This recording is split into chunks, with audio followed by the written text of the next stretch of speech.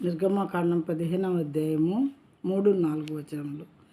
Exodus chapter 15 verses 3 and 4.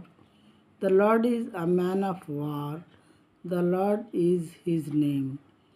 Pharaoh chariots and his host he cast into the sea, and his chosen officers were sunk in the Red Sea.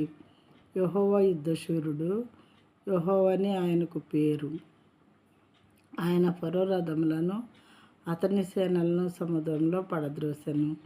అతని అధిపతుల్లో శ్రేష్ఠులు ఎర్ర సముద్రంలో మునిగిపోయిరి. అయితే ఈ దేవుడు యుద్ధశూరుడైనటువంటి దేవుడు. ప్రియమైన వాళ్ళారా, చాలామంది ఏమనుకుంటారంటే సిలువలో అతి జాలిగా ఆయన వేలాడుతూ ఉంటే ఆయన రక్షించుకోలేడు అని కానీ, లేదా ఆయన మేకులను ఆయన పీక్కోలేడు అని కానీ, లేదా ఆయన చేతగాని వాడిగాను సిలువలో వేలాడుతున్నాడని కానీ ఇలా అనుకుంటూ ఉంటారు తెలియని సహోదరులు. అది కాదు అసలు విషయము.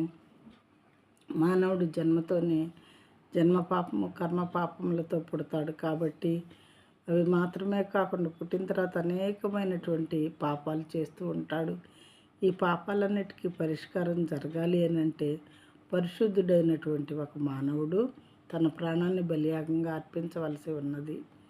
ఈ విషయం చాలా గ్రంథాల్లో కూడా ఉన్నది. బైబిల్ గ్రంథంలో అనేక చోట్ల ఉన్నది. దానికోసం ఆయన సిలువ మరణాన్ని పొందారు. నువ్వు దేవుడు అయితే దిగు అని చెప్పి చాలామంది హేళన చేశారు. ఆయన అప్పుడు సిలువ దిగితే ఆ కార్యం జరగదు, ఆ రక్షణ కార్యం జరగదని ఆయనకు తెలుసు. కాబట్టి సమస్తాన్ని భరించి ఆయన చివరి రక్త బొట్టు వరకు కూడా మన కోసం కార్చి ఆ బలియాగాన్ని చేసినటువంటి దేవుడు. ఈయన యుద్ధశూరుడు మాత్రమే కాదు, రాజులకు రాజు అయినటువంటి దేవుడు, ప్రభువులకు ప్రభు అయినటువంటి దేవుడు, భూపతులకు అధిపతి అని ఆయనకు పేరు.